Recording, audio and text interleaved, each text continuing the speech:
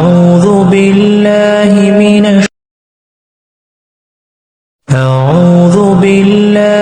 من الشيطان الرجيم.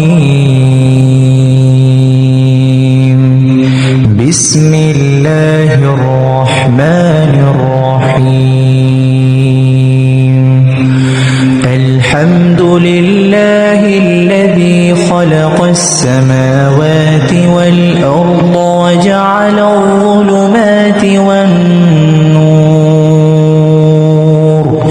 ثم الذين كفروا بربهم يعدلون. الحمد سب تعریف للہ اللہ کے لیے، الذی جس نے خلقا پیدا کیا، السماواتی آسمانوں کو، والارض اور زمین کو، وجعل اور الظلماتی اندھیروں کو، والنور اور روشنی کو، ثم پھر الذین وہ لوگ جنہوں نے کفروا کفر کیا، بربہم اپنے رب کے ساتھ، یعدلون برابر ٹھہراتے ہیں. تمام تعریفیں اللہ کے لیے ہیں جس نے آسمانوں اور زمین کو پیدا کیا اور تاریکیوں اور روشنی کو بنایا. پھر بھی وہ لوگ جو کفر کرتے ہیں اپنے رب کے برابر دوسروں کو ٹھہراتے ہیں. اس آیت میں اللہ تعالیٰ کی حمد و ثنا بیان کی گئی ہے جو آسمانوں اور زمین کا خالق ہے اور جس نے اندھیروں اور روشنی کو بنایا. اندھیروں اور روشنی سے مراد مفسرین کے مطابق یا تو رات کی تاریکی اور دن کی روشنی ہے یا پھر کفر کی تاریکی اور ایمان کی روشنی. اس کے باوجود کافی لوگ اللہ کے ساتھ دوسروں کو شریک ٹھہراتے تھے جو اس کی وحدانیت کے منافی ہے. اس آیت میں اندھیروں کا ذکر جمع کے ضعیفے میں اور روشنی کا ذکر واحد کے ضعیفے میں آیا ہے. اس کی وجہ یہ ہے کہ گمراہی کے راستے متعدد ہیں جبکہ ہدایت کا راستہ ایک ہی ہے.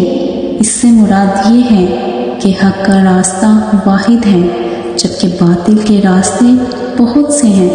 اس آیت میں اللہ تعالیٰ کی تخلیقی قدرت اور وحدانیت پر غور کرنے کی دعوت دی گئی ہے تاکہ انسان اس کی نعمتوں کو پہچانے اور اس کی عبادت میں اخلاص اختیار کرے. هو الذي خلقكم من طين ثم قضى أجلا وأجل مسمى عنده ثم أنتم تمترون. ہوا وہ الذی جس نے خلق پیدا کیا مطلب تخلیق کیا، کم تمہیں، من سے، طین مٹی، ثم پھر، قضا مقرر کیا، اجلاً ایک مدت، و اور اجل ایک اور مقررہ وقت، مسمى متعین کیا گیا یعنی یہ وقت پہلے سے اللہ کے علم میں ہے. اندہ کے پاس، ہو اللہ کے، اندہ ہو اللہ کے پاس، ثم پھر، انتم تم لوگ، تمترون شک کرتے ہو. وہی اللہ ہے جس نے تمہیں مٹی سے پیدا کیا، پھر ایک مدت مقرر کی اور ایک دوسری مقررہ مدت اسی کے پاس ہے، پھر بھی تم شک کرتے ہو. یہ آیت اللہ تعالیٰ کی قدرت، تخلیق اور انسان کی زندگی اور موت کے متعلق بنیادی حقیقتوں کو بیان کرتی ہے. اللہ تعالیٰ فرماتے ہیں کہ وہی ہے جس نے تمہیں مٹی سے پیدا کیا. مٹی سے پیدا ہونے کا مطلب یہ ہے کہ حضرت آدم علیہ السلام کو مٹی سے بنایا گیا اور انسان کا جسمانی وجود بھی بنیادی طور پر مٹی سے حاصل شدہ غذاؤں پر منحصر ہے.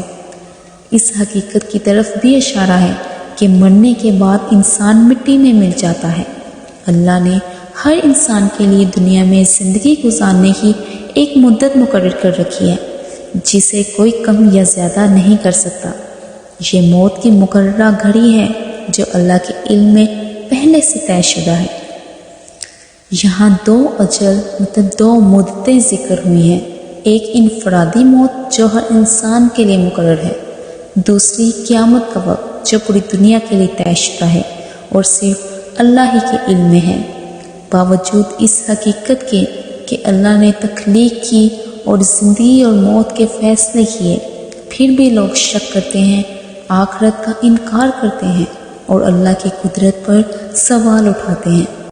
وهو الله في السماوات وفي الأرض يعلم سركم وجهركم ويعلم ما تكسبون۔ واہ اور وہی اللہ ہے، فی السماوات آسمانوں میں، وہ فی الارض اور زمین میں، یعلم وہ جانتا ہے، سرکم تمہارا راز، وجہرکم اور تمہاری ظاہر باتیں، ویعلم اور وہ جانتا ہے، ما جو کچھ، تکسبون تم کماتے ہو۔ اور وہی اللہ آسمانوں میں بھی ہے اور زمین میں بھی، وہ تمہاری پوشیدہ باتوں کو بھی جانتا ہے اور تمہارے اعلانیہ کاموں کو بھی، اور جو کچھ تم کماتے ہو اس سے بھی واقف ہے۔ اللہ تعالیٰ اس آیت میں اپنی ہمگیر موجودگی اور مکمل عام کا بیان فرما رہے ہیں۔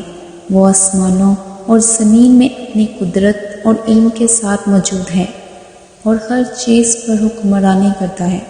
اللہ تعالیٰ نہ صرف ظاہر بلکہ ہر چھپی ہوئی بات کو بھی جانتا ہے، خواہ وہ انسان کے دل میں ہو یا زبان سے ادا کی جائے۔ اس کے علم سے کوئی چیز مخفی نہیں۔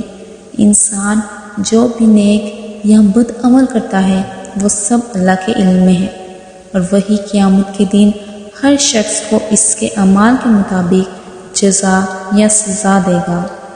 یہ آیت اس حقیقت کی یاد دہانی کراتی ہے کہ اللہ ہر چیز پر نظر رکھے ہوئے ہے، لہٰذا انسان کو چاہیے کہ وہ اپنے اعمال پر غور کرے، نیت کو درست رکھے اور برے کاموں سے بچے، کیونکہ کوئی بھی چیز اللہ سے پوشیدہ نہیں رہ سکتی۔ اگر آپ کو یہ ویڈیو پسند آئی ہو تو لائک کرنا مت بھولیے گا، اور ہاں چینل کو سبسکرائب بھی ضرور کیجیے گا۔ جزاک اللہ۔